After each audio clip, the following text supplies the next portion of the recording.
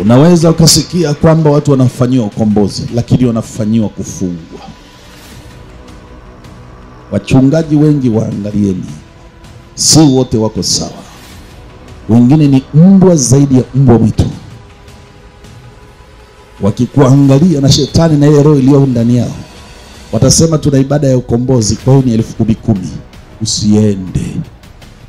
Kwa 10,000 yako hiyo hiyo uliambiwa kiasi cha kutoa, umeenda kujiuza na kujilipia kiasi cha yani umejilipia mwenyewe ukiwa mzima ukafungwe. Maana Mungu analiangalia neno lake. Ninaponya bure, ninafanya bure.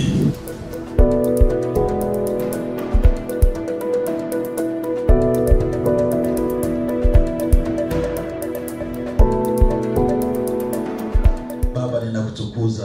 Nasema ni asante kwa siku njema leo, ambapo Mungu unakwenda kufanya deliverance kwa kanisa lako na kwa kila moja. Wewe ni Mungu wa miungu, zaidi yako hakuna. Wewe ndiye unayekomboa, wewe ndiye Mwokozi, wewe ndiye mkombozi. Ninaiweka ibada hii mikononi mwako Mungu, ukatende mapenzi yako katika jina la Yesu Kristo wa Nazareti. Kila roho inayotangulia, kila nguvu inayoshirikiana, ninaiangusha, ninaiteketeza katika jina la Yesu. Mbingu zikiendelea kuwa wazi nikizigomboa katika jina la Yesu, nikiunganisha ibada hii na mbinguni, na wewe mwenyewe kwenye kiti chako cha enzi na neno lako na uwezo wako. Amen. Hallelujah. Bwana Yesu asifiwe. Alichoniambia Mungu kuhusu semina hii, katika siku 3 itakuwa ni semina ya deliverance. Semina ya ukombozi. Kwa Kiswahili ni ukombozi. Au kwa lugha nyingine semina ya marejesho. Semina ya kuachiliwa. Bwana Yesu asifiwe. Tutaendelea kesho na kesho kutwa vile vile, lakini katika maeneo tofauti vile vile atakavyofunulia Mungu. Haleluya. Tutasoma neno la Mungu katika kitabu cha Nabii Isaya 43 mstari wa 1 hadi wa 3, alafu nitasoma na wa 13. Alafu nitasoma Isaya 42 mstari wa 1 mpaka wa 7. Bwana Yesu asifiwe. Lakini sasa Bwana aliyekuuluku Yakobo, yeye aliyekuumba Israeli asema hivi: usiogope, maana nimekukomboa. Nimekuita kwa jina lako, wewe wangu. Upitapo katika maji mengi, nitakuwa pamoja nawe, na katika mito haitakugarikisha. Uendapo katika moto, hutateketea, wala mwali wa moto hautakuunguza. Maana mimi ni Bwana Mungu wako, mtakatifu wa Israeli, mwokozi wako. Nimetoa Misri kuwa ukombozi wako, nimetoa Kushi na Seba kwa ajili yako. Mstari wa 11 nitaendelea kwanza ya 11. Mimi ni Bwana, zaidi yangu mimi hapana mwokozi. Nimetangaza habari, nimeokoa, nimeonyesha, na hapakuwa Mungu wa kigeni kati yenu. Kwa sababu hiyo ninyi ni mashahidi wangu, wasema Bwana, nami ni Mungu. Naam, tangu siku ya leo mimi ndiye, wala hapana awezaye kuokoa katika mkono wangu. Mimi nitatenda kazi, naye ni nani awezaye kuizuia? Bwana Yesu asifiwe. Amen. Katika neno la Mungu, Mungu mwenyewe anajithibitisha kwamba yeye ni mwokozi. Yeye ni Mungu. Bwana Yesu asifiwe. Aliwaponya wana wa Israeli hata kuonekana Mungu yote wa kigeni katikati yao. Haleluya. Ndiye Mungu huyu anasema ni nani atakayeweza kuzuia? Yeye atatenda, yeye atafanya. Bwana Yesu asifiwe. Anajua katika mambo ambayo umeyapitia. Haleluya. Lakini ngoja kwanza nisome neno lingine tena katika kitabu cha Isaya 42. Bwana Yesu asifiwe. Kuanzia mstari wa 1 hadi wa 6 hadi wa 7. Anasema, tazama mtumishi wangu ni mtegemezaye, mteule wangu ambaye nafsi imependezwa naye. Nimetia roho yangu juu yake, naye atawatolea mataifa hukumu. Hatalia wala hatapaza sauti yake, wala kuifanya isikiwe katika njia kuu. Mwanzi uliopondeka hautovunja, wala utambi utokao moshi hauto uzima. Atatokeza hukumu kwa kweli. Hata zimia wala hata kata tamaa, hata atakapoweka hukumu duniani, na visiwa vitaiogopa sheria yake. Mungu Bwana anena, yeye aliyeziumba mbingu na kuzitanda, yeye aliyetanda nchi na mazao yake, yeye awapaye pumzi watu walio juu yake, yeye awapaye roho wao waendayo ndani yake.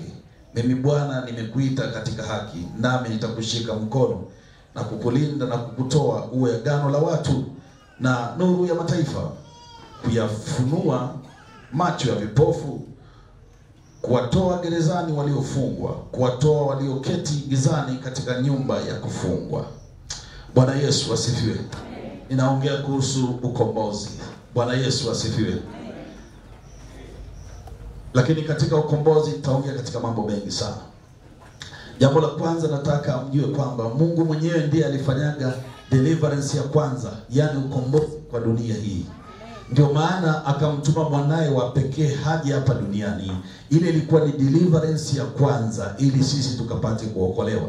Lakini hata alipokuja ili awafanyie deliverance, wengine wamekataa na wengine mpaka sasa hivi wamekataa. Bwana Yesu asifiwe. Lakini tunaendelea kuwaombea wafunguliwe na wao waelewe kupata hii deliverance ya Bwana Yesu, maana pasipo kukombolewa na Bwana Yesu mbingu hii hautakwenda. Bwana Yesu asifiwe. Sisi tulizumbwa na Mwenyezi Mungu kuja hapa duniani katika maisha mazuri sana. Haleluya, na baraka tele. Lakini kwa nini Yesu tena aje kukomboa wana wa Mungu ambao wako hapa?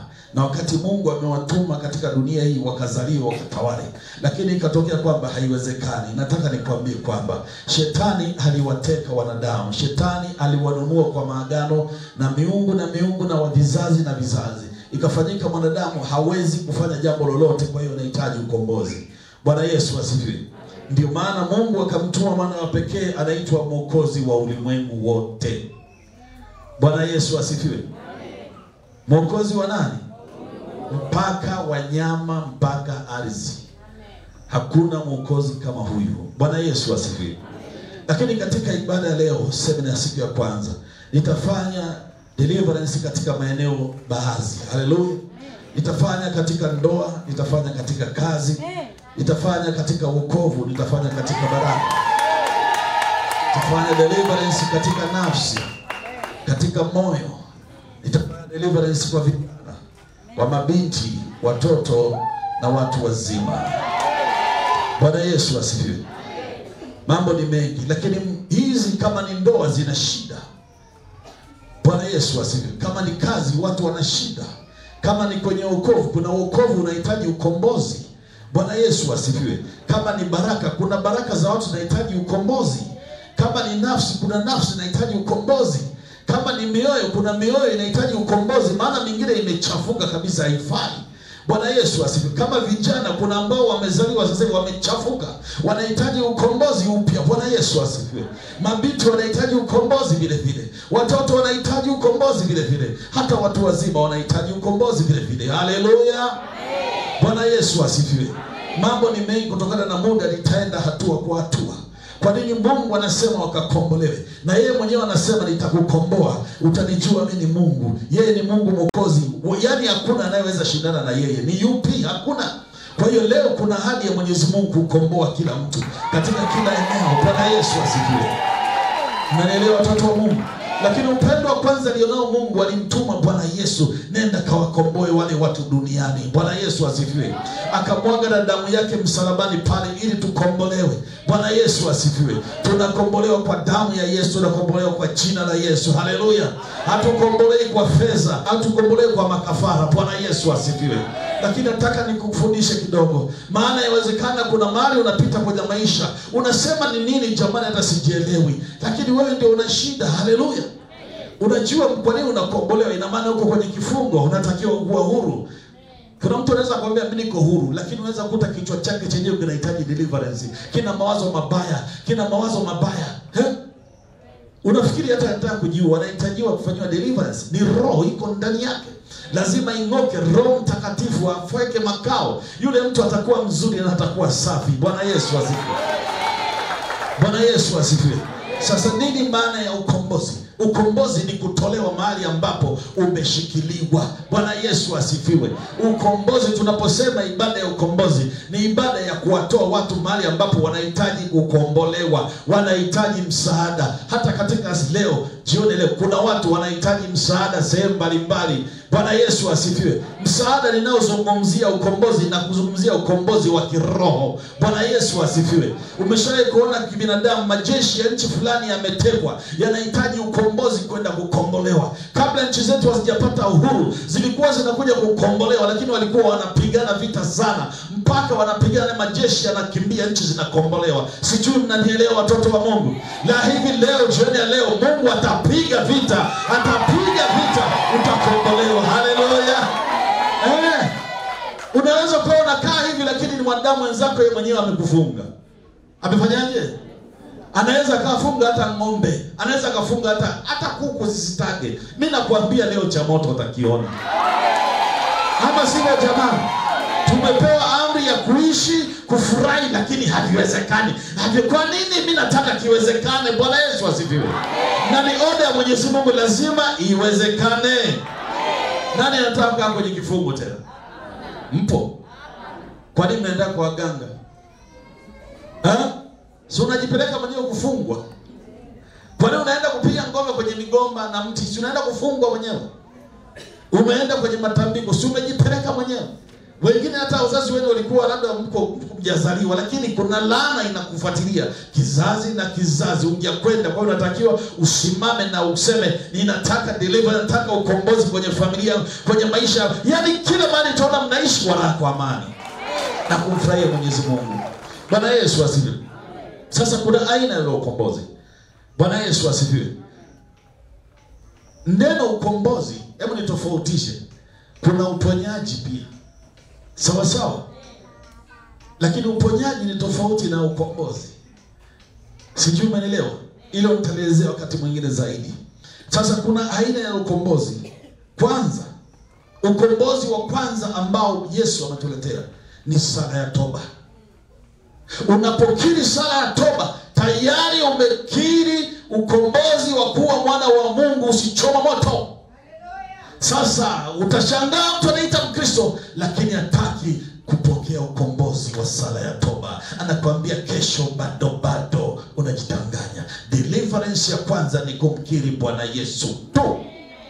Kwa hiyo Wakristo wote duniani mnaodanganywa hakuna kuokoka, tunakutenga, ujue kwamba hawa wanakuambia usikubali kukombolewa. Tazama Mwokozi amekuja. Huyo mtumishi, askofu, nabii akusaidii chochote. Inachokusaidia ni sala ya toba, kumpokea Bwana Yesu.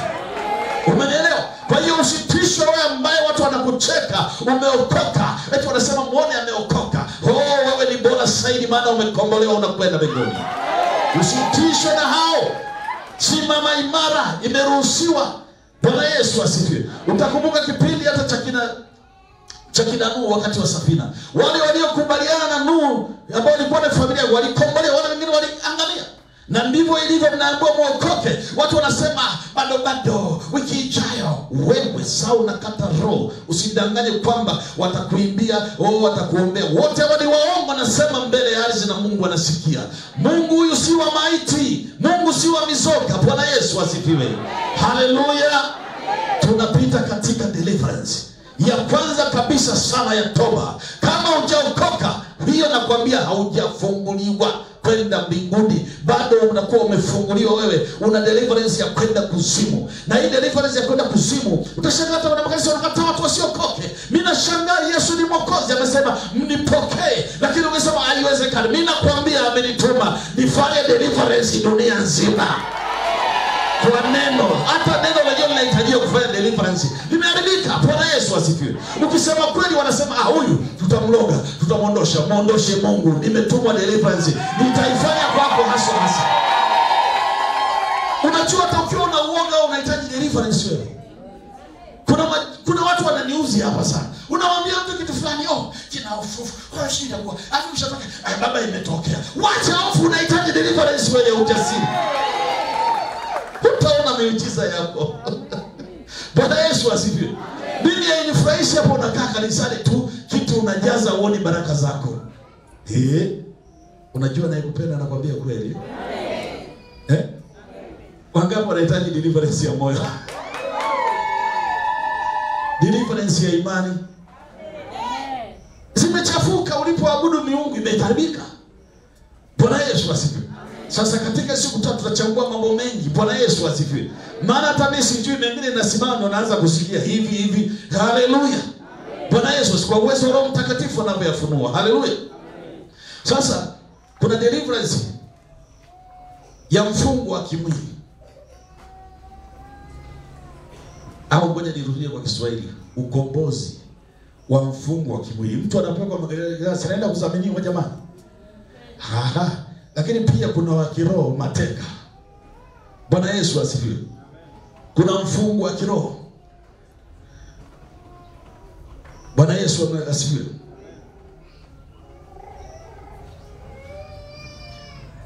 Kuna aina za kukombolewa mbalimbali. Watu wanakombolewa kwa pesa. Hapana.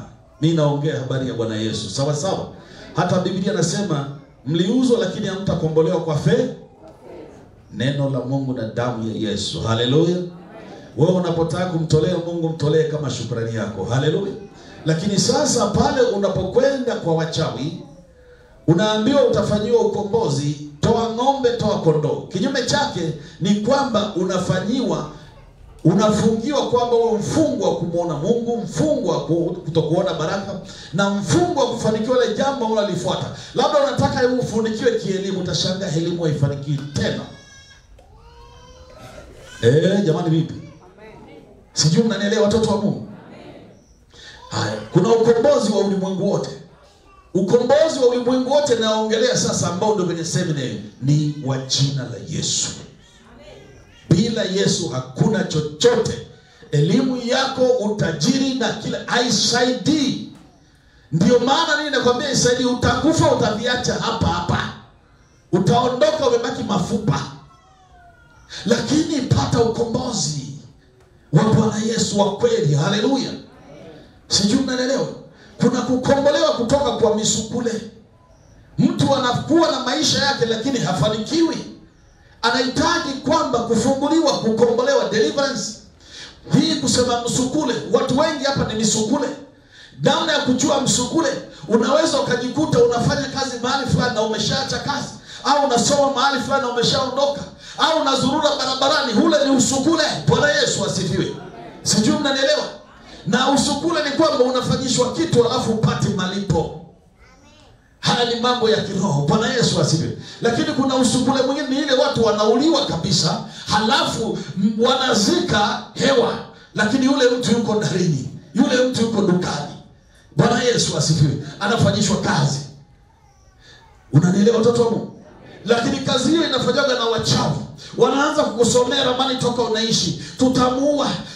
Alafu akishakufa, kama hajakaa na Mwenyezi Mungu, basi wanapata nafasi ya kumchukua. Kwa sababu Mungu yeye si Mungu wa wafu. Mungu yeye ni Mungu wenye uzima. Na wale waliokubali reference yake kumpokea Bwana Yesu, basi wanakuwa katika ukombozi wa mkono wa Mungu Bwana Yesu. Haleluya.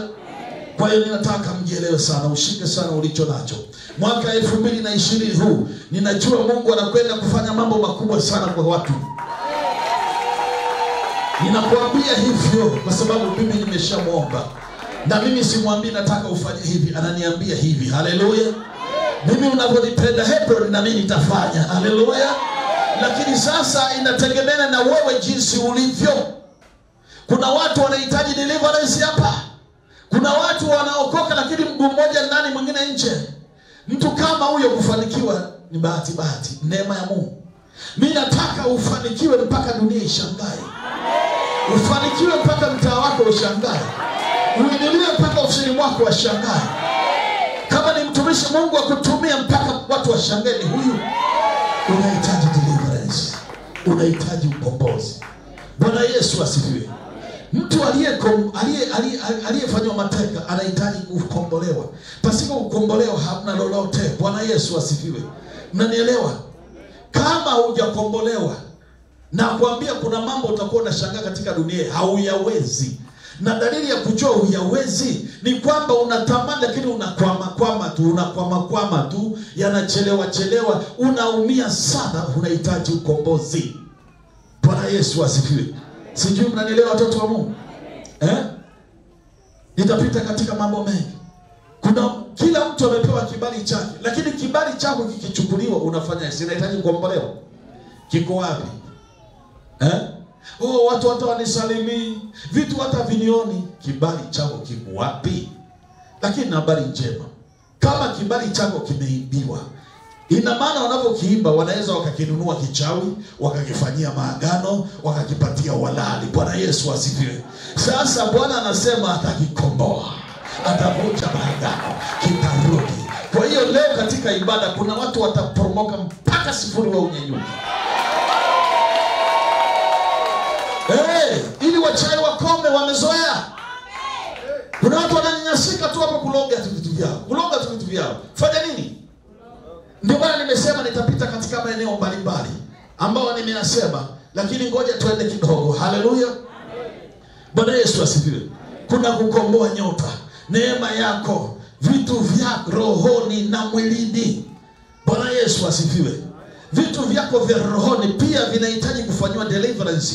Kama unaweza ukatumiwa na wachawi, unaweza ukawa unatumiwa na maajenti, unahitaji kukombolewa, vitoke vile, Mungu alete vya kwake, ukapate kusimama ufurahie maisha yako. Sijui mnanielewa watoto wa Mungu? Lakini pia kuna vitu vyako vya mwilini pia vinahitaji deliverance. Ujui kule kilipotoka, labda ni treta, limetoka eneo fulani, inabidi wakati umelinunua uvunje maagano hata ya kiwanda alipotoka. Sasa wewe unachukua tu unaweka ndani na maagano yake, bado wataingia, wataporomoshwa. Bwana Yesu asifiwe. Bwana Yesu asifiwe. Hata hii hewa unatakiwa unaikomboa, unavunja maagano yake. Haleluya. Maji yenyewe ya kunywa unatakiwa unayakomboa, unavunja maagano yaliyotokea. Maana wao ujui kuna watu wanafanya vitu vya ajabu vya uchawi mpaka watu wafanikiwi. Wanaamka saa 10 ya usiku, wanaweka kwenye mito, wanaweka kwenye mabomba, unakunywa tu unashangaa ufanikiwaji. Kumbe umekunywa kitu ambacho kina maagano, atakapokunywa hao wanadamu wasifanikiwe ili mimi nifanikiwe, na hautafanikiwa kwa sababu umekunywa maagano pasipo kujua na kujua. Bwana Yesu asifiwe. Sijui mnanielewa? Hata shuka ukinunua, komboa, futa na maagano yake. Kuna watu tu ni soda, futa na maagano yake, komboa, ondoa, haribu maagano yake katika jina la Yesu.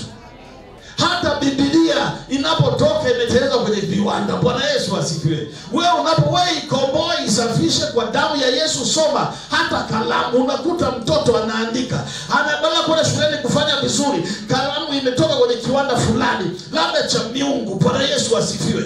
Wewe unampa mtoto kalamu na miungu anaanza, mtoto anaanza kufanya makorokocho baada ya kuandika vizuri. Jamani vipi?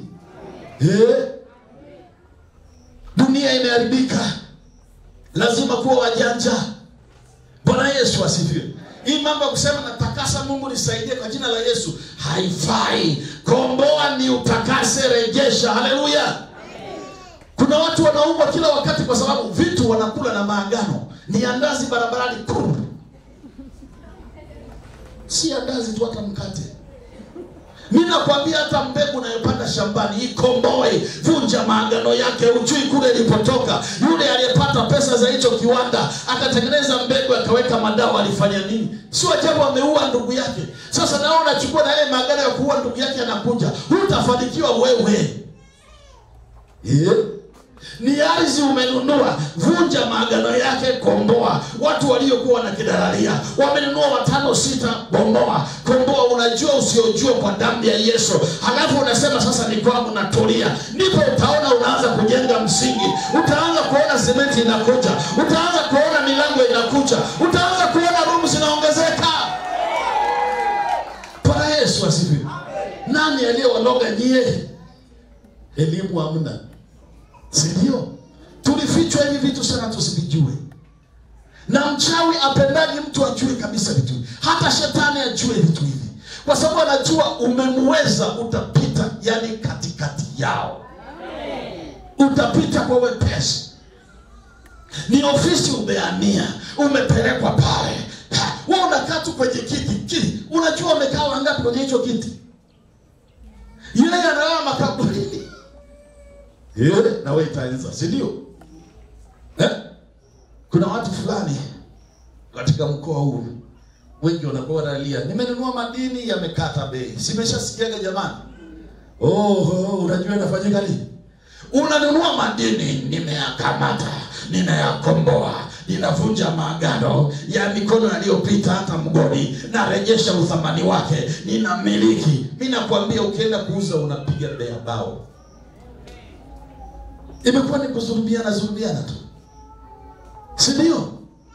Ni chuo umekwenda kusoma, vunja maagano yake, yasije akakuingia. Wewe usiogope kusoma pale ukapewa cheti. Cheti pokea. Bwana Yesu asifiwe. Lakini usije ukaondoka na maagano. Jamani vipi? Bwana Yesu asifiwe. Bado. Tutaenda kuvunja leo maagano haswa. Hata nguo ya ndani wewe unanunua tu, umerukia tu kuru. Komboa. Hata mafuta, hata poda, komboa. Hata saa, komboa. Bwana Yesu asifiwe. Unaweza ukawa unahangaika, mtoto wa Mungu. Jamani, ni shida ni dini. Ujui ni wapi hivi? Haleluya. Komboa. Wangapi wamekomboa vitu leo? Sasa angalia wengi walivyokomboa. Sema tu kweli jamani. Unajua hata mimi waga na sababu zingine kukomboa. Hapo pana shida jamani, tuambiane ukweli. Na kwa sababu pana shida, shetani anajua hapa kuna shida. Asubuhi komboa siku yako nzima. Ninakuambia siku nzima itakuwa good. Kwa sababu wachawi usiku wamefanya mambo ya kupanda. Wamefanyaje? Bwana Yesu asifiwe. Sijui mnanielewa. Sasa dalili ya kujua unahitaji ukombozi, sikiliza. Kwanza hauna utulivu kwenye kichwa chako. Ukiomba hauoni majibu, unakatakata tamaa tu. Kila siku vifungo vipo. Haubadiliki maisha yako kiroho wala kimwili. Sasa inawezekana kiroho unabadilika, ni kimwili ubadiliki. Na mwingine kimwili ni mazuri, kiroho ni mabaya. Unajua nikufundishe kitu. Unaweza ukamwona mwanadamu ni mzuri sana hivi, umesikia? Ngoja nikufundishe. Katika ulimwengu wa roho ni mbaya kuliko ajabu juu yako. Kimwili ni mzuri, amevaa na just because yake. Au na kitenge chake. Bwana Yesu asifiwe. Lakini kwenye ulimwengu wa roho ni mbaya, hatari kwako. Vipi jamani? Njoo kwenye chai besti. Kwenye ulimwengu wa roho.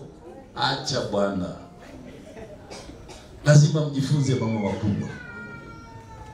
Lakini ukiwa umeshafanywa deliverance katika ulimwengu wa roho na Bwana Yesu, hata kama ni mbaya kiasi gani, ataanguka tu.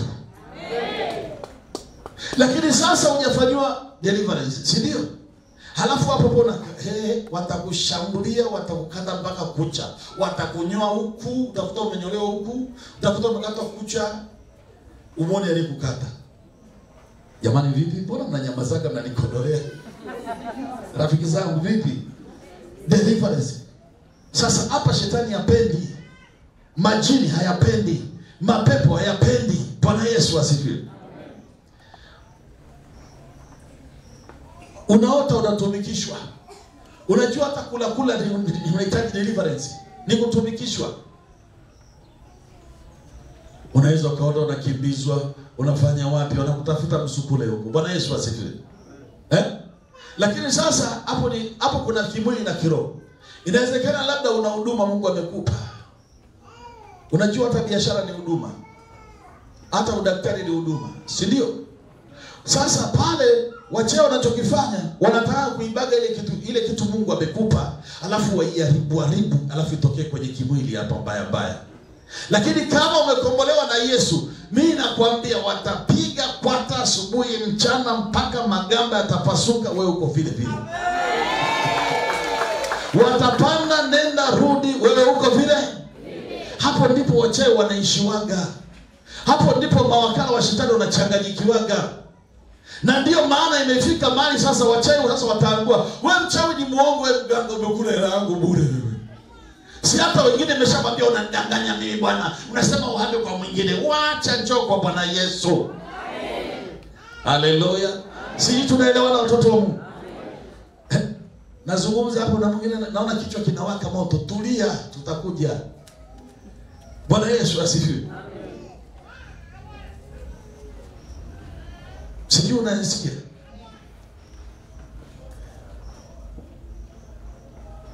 Unaabudu sanamu, unahitaji deliverance katika imani yako. Imani Mungu alikupa imeharibika. Kwa nini Mungu anasema msiabudu vitu vya ajabu? Muabudu yeye. Imani inaharibika. Sasa imani ikishaharibika, hutaona yale yanayotakiwa kupata katika Mwenyezi Mungu. Bwana Yesu asifiwe. Mtu mmoja aliuliza jana juzi, kwa nini wenye dhambi ndio wana pesa? Huyu mtu nikajua anapenda hela kweli. Amefanya utafiti gani mpaka akajua wenye dhambi wana pesa? Kwani nyinyi hampendi? Si mnaona wachawi ndio wana pesa, si ndio? Sasa hawa hizo pesa sio nzuri, hao ni majambazi. Ingekuwa ni kimwili wamewekwa lock up wote. Ama sivyo? Hiyo ni pesa isiyo na baraka. Lakini alafu ni mbaya, unajua bora jela ya kibinadamu kuliko jela ya Mungu. Mungu akikuweka wewe, ndio atakusaga ugo hata kama pumba. Sasa hapo ndipo shetani alipocheza na wanadamu. Nyinyi mtakuwa watoto wa kibaka Tendeni kwa waganga mkaibe nyota, mnakuwa vibaka. Sijui mnanielewa? Tendeni kwenye matambiko juu ya makaburi kwa babu. Nyinyi mtakuwa vibaka. Mtakuwa nani? Sasa wewe kibaka unakuja Mungu niangalie wakati wa kibaka. Sio kuibaka tu wa sadaka mdai. Kibaka huko. Lakini nachokuambia hivi, mimi najua wewe ndio una pesa kuliko wachawi. Amen. Mimi najua wewe uliye na Yesu wewe ndiye tajiri. Amen. Lakini kwa sababu kanisa limekosa mwelekeo wa asilimia kubwa duniani, ndio maana Wakristo mnaangamia. Wachawi wanaingia in and out kama wanavyoingia room za guest. Sema kwangu waingii tena. Itoke kweli hapa. Unajua unaposema hawaingii, wanaanza kukung'utwa huko. Hawaanzia hapo, wanaanza katika ulimwengu wa roho. Bwana Yesu asifiwe. Kuna watu wanaweza kawa labda na maskani au una Costa. Kuna mtu anaweza kaota ana mali lakini kimwili hana. Wangapi ameshaota? Nyosha tu jamani, tunajifunza jamani. Si ndio? Jamani, mnaona aibu? Hata mimi nambari Sasa hebu jiangalie, nyosha mkono juu. Angalia mwenzako, hebu cheki. Sasa angalia vibaka wanavyoibia watu. Sasa inahitaji deliverance ya hivyo unavyoviona vije, kwa sababu wako walioviiba, na wasiponyang'anywa vitatokea kwao. Wewe utabaki maneno matupu. Bwana Yesu asifiwe. Nimesema jinsi ya kujua unahitaji ukombozi. Kuna mtu anapanga mipango mingi sana lakini haikamiliki, maneno matupu. Wengine wanataka deliverance ya kuoa na kuolewa. Wewe umeshasikia mwaka huu upite mwezi huu, lakini inapitanga tu. Usiende mbali. Matokeo yake anashikwa na roho ya wivu, atasalimia wenzake. Wivu tu. Yaani Mungu anioni mimi. Wewe kumbe umepotea, unahitaji deliverance. Mungu abague, aweke mambo yako vizuri. Amen. Unacheka. Unahitaji pia deliverance ya kuwa na pesa wewe. Mungu nipe pesa. Pesa zenyewe zina milango kibao ya adui. Bila kufanywa deliverance, pesa haziwezi kutulia kwako. Pesa haziwezi kuja. Pesa haziwezi kulala. Wewe ukaweza kuwakopesha. Kusi na kusi haiwezi kupeleka baraka zako za pesa wakati uko jela. Haiwezekani. Kiroho. Hivi hata kimwili umeshaona mtu aliyeko jela anakuwa na milioni 2, milioni 3. Sasa na kiroho inakufanyika hivi. Vipi jamani? Sijui mnanielewa watoto wa Mungu? Pia unaweza ukawa unahitaji deliverance, unataka kufanya kazi. Wewe katika ulimwengu wa roho umewekwa kwenye kitengo cha uvivu. Wewe unakaa tu unasoma Biblia, unataka hata kupalilia hapo. Una kitu.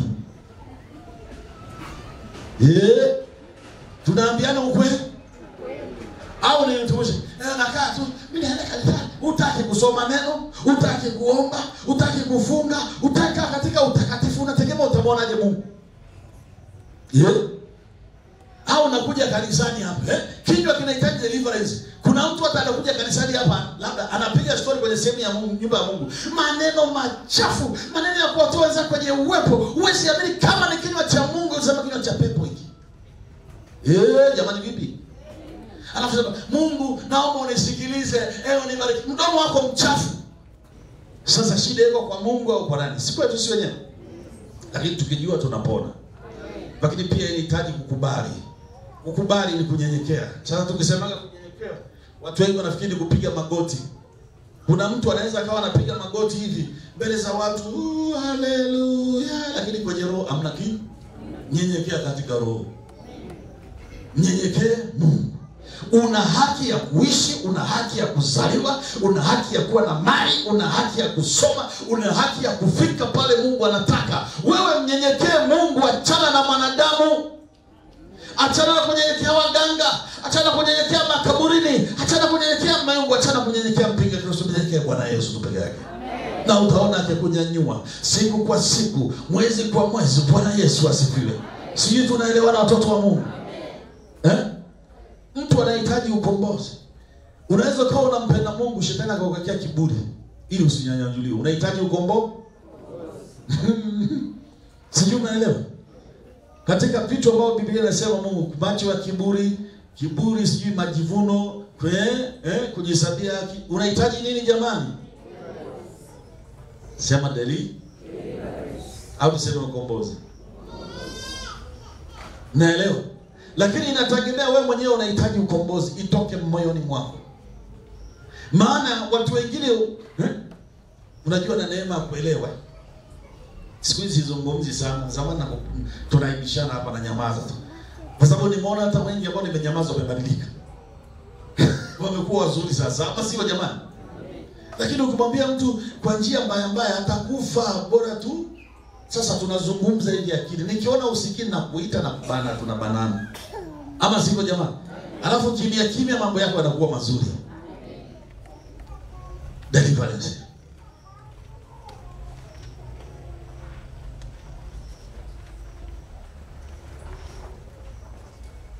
Biblia inasema mtabarikiwa. Si ndio? Lakini angalia, unabarikiwaga wewe, unahitaji deliverance ya kubarikiwa.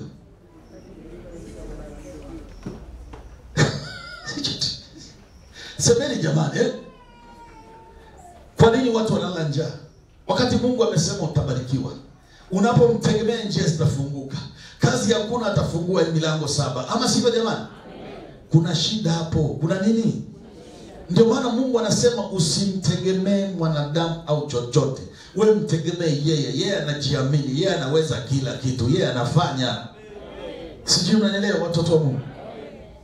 Hebu turudi katika eneo hilo. Sawa sawa? Deliverance. Lakini nitaanza sasa katika ndoa. Bwana Yesu asifiwe. Kwa nini upendo kwenye ndoa unaondoka? Lakini walikuwa wanapendana. Kuna vitu vya ajabu, chuki, hata kutokuwa waaminifu vinaharibu upendo, unaondoka. Na upendo ni Mungu. Mungu akishaondoka ndio anashuka mangumi na vichwa. Jamani tunaelewana? Sasa lakini pia ndoa inaweza pia ikalogwa. Inapologwa uharibifu utakuja. Na uharibifu unapokuja hamwezi kuona furaha ya ndoa. Bwana Yesu asifiwe. Hamwezi kuona baraka za ndoa. Matokeo yake watu wanabaki machozi na kulia. Lakini kumbuka pia kuna ambao walikwenda kwa waganga kutafuta mume au wanawake. Bwana Yesu asifiwe. Sijui mnanielewa. Mtu huyo hawezi kutana baraka za Mungu mpaka pale avunje lile agano la kwenda kwa mganga aliloongea kwa mganga mfanyaji awe na mume wake au mke wake. Mmesikia?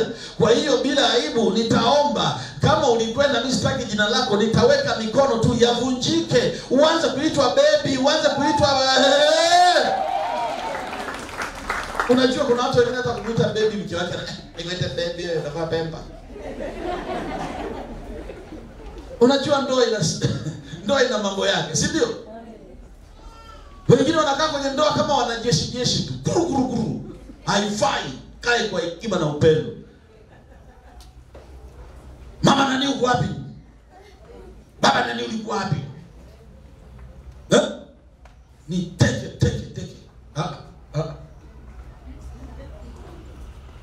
Unaweza unahitaji una deliverance ya mila. Itoke. Unajua ukiangalia ng'ombe jamani wakiwa wanaongea hawapigani mateke, angalia hata nyau. Au sio? Unakuta ni baba hiyo kama ngedere. Ninabakana huku. Unahitaji deliverance zambi. Unanyamaza nini? Sina muda wa kuomba hapa, tunafundishana. Basi. Roho Mungu kiache hicho kwanza. Na wengine wako hapa wenyewe kwa wenyewe. Basi. Bwana Yesu asifiwe. Lakini hii yote ni kuponywa na Mungu. Sawa. Deliverance.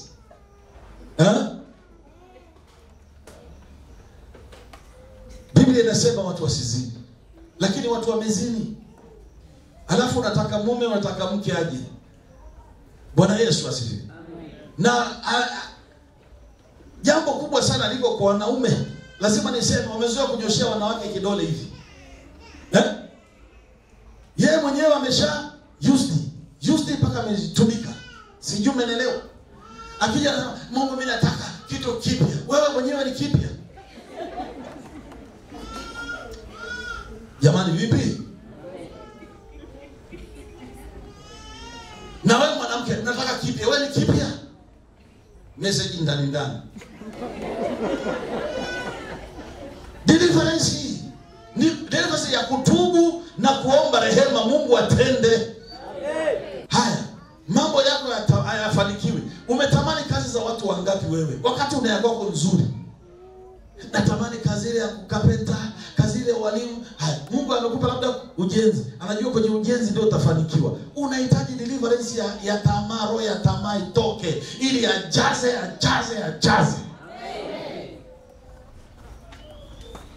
Hivi unafikiri kwa nini watu wabarikiwe? Hawatu wariziki. Na roho ya kutokurizika inafanyaga watu wanakuwa tawezi, wanaweza kuua hata ndugu. Nakwambia hata mzazi wako anaweza kukuua ati. Na akakuchekea na akakutoa kafara, hata mume hata mke, kwa sababu ana roho ya kutamani. Tamani katika Bwana urizike na Bwana atakujaza. Tunaelewana watoto wa Mungu? Nasema katika ndoa deliverance. Umeisemea ndoa za watu mangapi mabaya? Kwanza unahitaji toba ya rehema, kwa sababu ndoa ni mpango wa Mungu. Biblia inasema usinyoshe kidole, si ndio? Lakini pia unaweza kaa kwenye ndoa mwenyewe una hekima, ni taira. Unasema msinyoshe ndoa yangu kidole, msiniambie. Kama unafanya madudu unaambiwa jamani. Lazima mjue namna ya kutumia. Bwana Yesu asifiwe. Na kuja katika kazi. Kuna watu watafuti kazi kwa sababu katika ulimwengu wa roho ni wafanya kazi mahali fulani. Tunaelewana jamaa?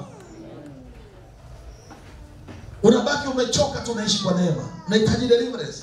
Haya, kuna deliverance ya wokovu. Mpaka umefika mahali ukakutana na Mungu. Labda nyingine uko unakutana na shetani, unaongoza sala za toba. Utaongozwa za toba za kishetani, zitakuchukua vile roho yako na nafsi yako. Ina maana pale unafika saa ya kukutana na kitu cha kweli cha Mungu, roho yako inavutana, roho yako inakataa, roho yako inabisha, inakuwa nzito, inahitaji deliverance. Bwana Yesu asifiwe. Ya Roho Mtakatifu wanapofanya mwenyewe, utaona mambo yako yananyoka. Ndio maana watu wengi wameokoka lakini ni bure, ni mchezo. Watu waliookoka wamemshika Yesu wanatakiwa wawe kichwa, sio mikia. Haleluya. Lakini angalia, deliverance haitakiwi. Mimi nakwambia nimefanywa deliverance. Ni bipu, mimi nakukoi. Nakwambia kabisa. Unajua lazima ujiamini. Imani yako inatakiwa na deliverance kwanza. Umesikia? Hata waliokuzoea kuloga, mimi nakwambia imani yako ikifanya deliverance na Bwana Yesu ni moto, ni moto, ni moto. Wakinyanyua sijui ramli wanapigwa chini. Sijui umesikia? Sijui wakipanda ndege sijui wameenda Singapore, sijui wameenda Jamaica, sijui wameenda Afrika Kusini kuloga, wakifika wanaanguka wenyewe wao. Jamani, umeelewa? Haya. Imani yako umeabudu sanamu, kwa nini isife? Mungu anaondoka, shetani anaua, kwa sababu imani yako haikupaswa kuabudu mbao ingekumba. Sijui umeelewa? Imani yako haikupaswa kuabudu punda. Punda ni mnyama, yeye ameumbwa na Mungu. Haleluya. Mungu amesema ni Bwana Yesu peke yake na Roho Mtakatifu. Na Roho Mtakatifu ana ishara ya njiwa wala mwewe wala ndege. Umeelewa? Lazima mueleze ukweli. Haya ni mambo ambayo mpinga Kristo aliyabadilisha. Bwana Yesu asifiwe. Sasa hivi kanisa, watumishi wengine wanasema kweli, wengine wanaendeleza uongo, wanachanganya. Alisema sasa hao wengine wanaleta deliverance ya shetani.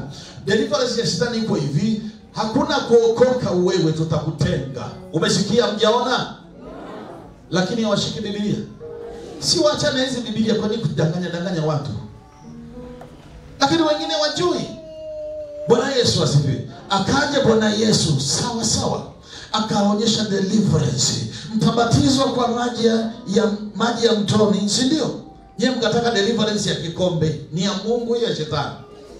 Alafu Yesu anakuja mbele zako. Unakuja mbele ya nani wakati deliverance hujapata mtoni wewe?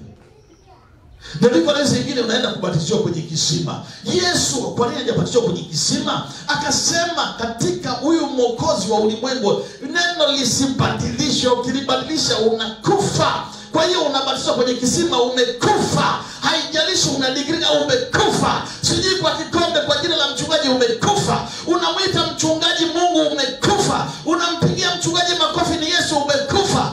Yeye mwenyewe mwelewe, mtaki deliverance. Lakini ni wewe mwenyewe uamini na kuikubali. Bwana Yesu asifiwe. Mengine tutaendelea. Haleluya. Deliverance ya wokovu. Sawa. Umezaliwa, wanasema born again. Labda mtumishi ana mizimu, yeye anachangisha pesa kanisa lao tu ni kuchukua hela. Utaondoka na hiyo roho kwenye wokovu wako, na utaanza omba tu. Unafanyaje? Kwa hiyo lazima ufanye deliverance katika mambo niliyosema yatoke, ili uweze kuona mlango wa baraka zako. Ili Yesu aweze kutembea. Unajua kusoma Biblia na kujua mistari sio tija wewe kwenda mbinguni. Pia Mungu anaangalia roho yake na vitu alivyoviweka kwake. Maana pia wasoma Biblia pia vile wana maroho ambayo pia na wao wamewekewa na upande wa adui. Maana alisema kupitia neno hili watawapoteza wengi sana. Ndio maana Mungu anasema zijaribu hizi roho. Lakini wengi wanajifunga, wanasema kila roho isemao Yesu ni Bwana ndio mbinguni. Hata wachawi, hata wabatizwa kikombe wanasema Yesu ni Bwana. Lakini pima hapo, kuna kazi. Sijui tunaelewana jamani? Bwana Yesu asifiwe. Utakuwa unaenda kwenye mikesha lakini unahitaji deliverance. Umekutana na wokovu kwa kuwa unaruka kwenye nini? Utachukua. Bwana Yesu asifiwe. Kama nilivyokusha kuambia, asilimia kubwa duniani kanisa ilikuwa ni biashara. Sasa kanisa ikiwa biashara, maisha yako wewe si biashara. Katika ulimwengu wa roho, mali panachangishwa pesa, majini na mapepo yatafanyia baraka zako biashara, yataiba, yatachukua lazima, kwa sababu walali wa kwanza ndio maana mimi sitaki, na Mungu amenionya hakuna kuombea mtu kwa kuchukua pesa hata moja. Ikishabadilika hivyo, nyie wote mnakuwa wafungwa katika ulimwengu wa roho. Mapepo yanaingia, majini yanaingia, yanaiba. Lakini wale watumishi wanaoshirikiana na shetani, wao kwao wanafanya tu, kwa sababu watu watakuwa wanakamatwa fahamu zao, akili zao. Shetani anawaswaga kwenda kwenye nyumba za giza. Tumesoma hapa katika walioko katika nyumba za giza. Nyumba za giza ni kanisa. Mahali kuna mchango ni giza. Mahali kuna ambapo hakuna kweli na chango ni giza. Bwana Yesu asifiwe. Sijui mnaelewa watoto wangu. Ukienda katika giza utakuwa giza, lakini umekuja hapa ni giza, utakuwa nuru katika jina la Yesu. Kama giza lilikuwa linatembea, wewe litaliondoa. Sijui umeelewa watoto wa Mungu? Deliverance. Sasa unasikia sehemu nyingine wanafanywa deliverance. Nasikia umekuja na kondoo. Umekuja na mbuzi wewe au ni wachawi? Lazima nikwambie. Umesikia? Biblia inasema mkombolee kwa fedha. Neno la Mungu damu ya Yesu. Haleluya. Haupaswi kulipa ng'ombe au malipo ya aina yoyote. Ni wewe shukrani yako kumwambia Mungu asante. Ukipenda tena usipigiwe na simu ukaambiwa kiasi fulani. Nilikuwa mahali fulani, nabii mmoja akawa anadanganya watu. Sasa hukumbe kuemtika wale watu wanaodanganya, kuna ambao wanasikiza mafundisho hapa, wanafuata na Biblia. Unajua kuna watu wanachambua anawaambia mtumie $7,000. Unajua namba 7 ina maana yake sana. Katika namba 7 kila siku ina unabii wake. Haleluya. Jesus. Hata siku ya kwanza jamani Mungu anafanya. Kila alipopita Yesu kila siku alifanyaje? Haya, mwingine akamwambia $600. Namba 6 ina maana yake Mungu alifanya kazi siku 6 akapumzika. Sasa nawe tuba usile. Sasa amepigia watu 40, ameiba ngapi huyu? Nasema Jesus. Yacheni. Wanataka deliverance yao ni wezi. Nikiwaambia kanisa limeingiliwa ni kweli. Na nyie ndio mapolisi wa Bwana Yesu. Mimi nakwambia wewe cheka tu, unasema Hebron anasema nini? Siku ile utakumbuka sauti hii ambayo nakwambia hapa, bora ningesikiliza. Yule mtumishi aliniambiaga nini? Nisingeenda kuchomwa. Acha. Pesa ni ya kwako wewe, asikusumbue mtu. Wangapi wana pesa fulani njoo mbele. Haleluya. Mdomo utasema haleluya. Utakuwaje ni mdomo wa Mungu unasema mwenye 200 mwenye laki njoo hapa mbele. Alafu anacheka kinafi kilo cha kupenda pesa. Haleluya. Jesus tumeita wajinga hapa. Oyo. Ashangata mara hiyo una. Nabaki na roho ya ushamba. Hata ukipelekwa mali la nchi 10,000 unasema Yesu wangu bora angenipa hii 10,000 ngale cha 200. Haleluya. Hata hiyo deliverance nyingi za ushamba. Bwana Yesu asifiwe. Wewe unafikiri kwa nini makanisa mengine yananyang'anya watu dhahabu wasifanye? Wanaambia dhahabu ni mashetani. Jamani, fedha na dhahabu za nani? Ukiangalia kina Sulemani alikuwa wapendezi. Kina Daudi wavae. Mpaka watu wamebaki na roho ya laana, wanavaa tu mawaya siku hizi ya kuanikia nguo na fence. Mtu anakuambia cheni kaangalia kama si waya. Bwana Yesu asifiwe. Tunajifunza lakini. Unajua Mungu atakuuliza wewe mama, nimekuumba uwe mzuri. Jamani, uso wako ni ukupendezesha. Wachawi tu wanavaa magoli, wewe unavaa sema no sasa no. Unahitaji deliverance. Ndio maana sasa kija wewe kubarikiwa, mwenzangu kivaa gold unabadilisha jicho, anajisikia siku hizi. Unahitaji deliverance wewe ya ushamba wewe. Toke. Bwana Yesu asifiwe. Tunaelewana jamani? Amen.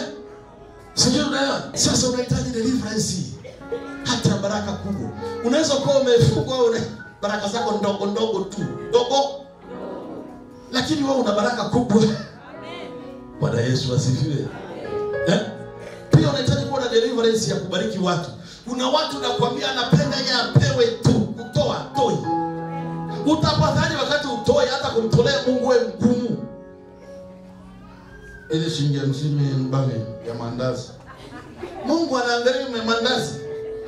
Na atakupa size hizo. Jamani vipi? Hauhitaji deliverance hata kumtolea Mungu. Deliverance katika kumshukuru Mungu. Deliverance hata katika kusifu. Sio unasifu. Bwana Yesu asifiwe. Unasifu watu wamezama. Watu kanga roho. Unapiga jicho binti amekaje yule kaka. Unahitaji deliverance wewe. Jamani vipi? Tunaelewana? Mungu anataka abariki. Lakini macho ya watu yanaangalia vitu vya watu na tamaa. Macho yako yanahitaji deliverance ili Bwana alete vya kwako uvione. Amen. Yasipofunguliwa, kama ni nyumba utaonaga za kupanga tu. Kama ni ng'ombe utaona za watu unaenda kuchukua bili tu ukamui.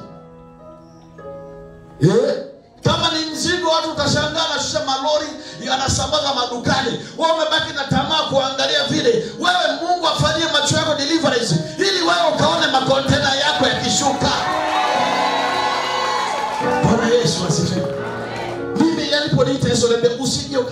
kitu cha mtu, hata huyu.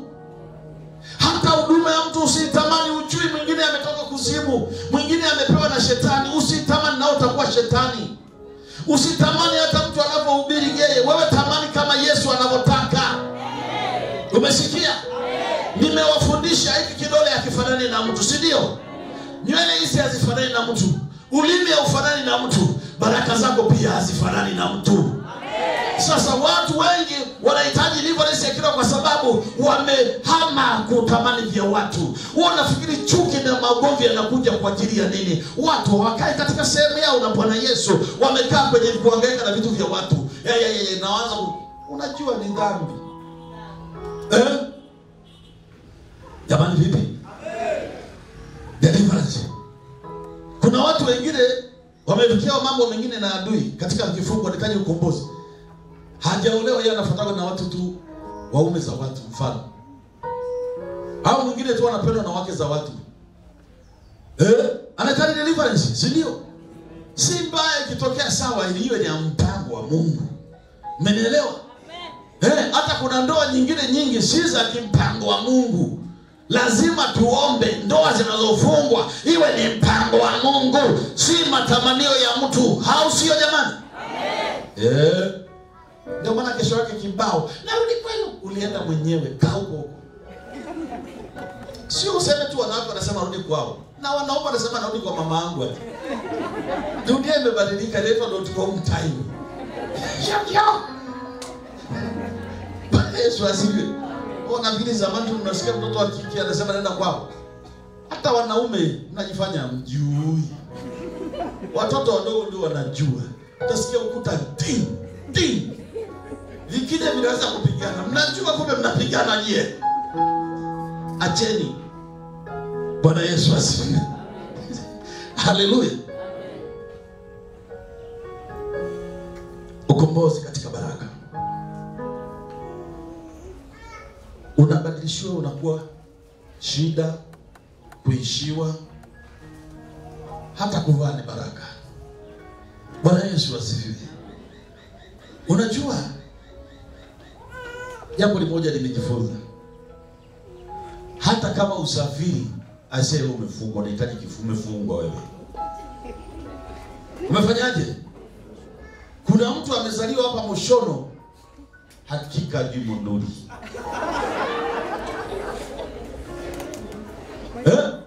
Unajua nikwambia hata sisimizi ana travel. Akiamka hata jibu huyo, hata nzige anaruka. Malaika wenyewe wanasafiri, samaki zinasafiri, mawimbi yanasafiri, upepo unasafiri. Why you? Unaweza ukafungiwa mahali pamoja, mtu anasafiri na nyota yako ya kusafiri. Wewe usafiri. Unasema asiwa na hela wale. Nani kakwambia? Lakini kama unapenda hela usipate basi katika Bwana. Au sio? Huyu anatubana tupataje? Mimi sitaki hizo za uwizi, nataka upate mali yako na lala kwa amani. Au sio? Sasa ikiwa ya amani, Mungu na yeye ni amani, anaileta.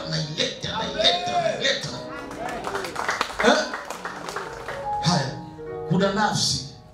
Bwana Yesu asifiwe. Masumbuko. Kuna mapepo, vitu vile, mara sikio linaumwa, ugonjwa unapimwa itokei. Hapana, deliverance leo. Na wewe nafsi yako usiruhusu tena. Ina maana anayetumia leo anaachia. Kwani naomba pia tuwe tunasubira, kamuda kamekwenda kidogo. Unajua jamani? Bwana Yesu asifiwe. Na kesho kuna mengine na mengine. Hakuna deliverance ya moyo. Yesu anasema nipe moyo wako, tengeneza moyo wako. Wewe uliamini majini, uliamini mapepo, yameshika kwenye moyo, Unajua jinsi mtu alivyo ndivyo moyo wake ulivyo. Hata kama anakukata jicho chini mpaka juu namna hii, ndivyo hapa palivyo. Bwana Yesu asifiwe. Deliverance. Mengine nitaendelea nayo kesho. Siku zinapita, deliverance kunaanzia kila siku ya wiki, mwezi mzima utaona mambo yako shwari. Sasa na wewe usiku ukiamka, ninakomboa siku zangu, na haribu mipango yao, na teketeza, ninamiliki kwa jina la Yesu. Kesho yako ukiamka, mwanzo mpaka mwisho good. Ni ajali wamepanga hakuna. Sijui wanasema tutamwangusha. Unashangaa unadunda tu. Uko na Bwana Yesu. Haleluya. Tutamuondoa kazini huyo. Wanashangaa upo tu. Maana asema jamaa mchawi kweli. Ndio hawasemaje na Mungu. Hawasemaje nini? Sasa hata Yesu aliitwa mchawi, lakini usiogope. Yesu alikuwa mchawi. Ni kwa sababu wachawi na wenyewe wanaangalau. Utakumbuka maombi ya Danieli walizuia angani. Sasa malaika akatoka juu. Maombi yakapita. Bwana Yesu asifiwe. Jamani tunaelewa? Naomba tusimame. Imba damu ya Yesu.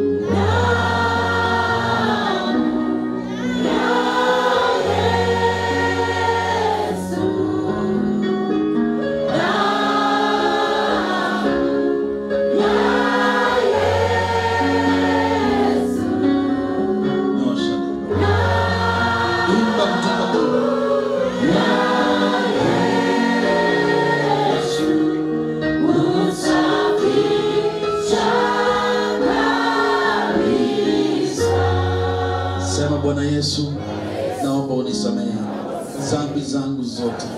Wewe Mwokozi wa ulimwengu, naomba unikomboe katika vifungo vya ndoa, vya kazi, vya biashara, vya moyo, vya nafsi na vinginevyo, sawa sawa na ibada leo. Yale uliyokusudia Mungu, unikomboe Bwana, na kujikabidhi mikononi mwako, nikiomba toba na rehema. Hata kuna wakati nilikubali kuwa mateka wa ibilisi, ninawakataa sasa. Ninaomba jioni leo ukanitoe Bwana katika kila eneo, katika jina la Yesu, amen. Sema Bwana, jina langu liwepo kwenye kitabu chako katika deliverance mbinguni. Unikomboe sasa kwa mapenzi yako katika jina la Yesu.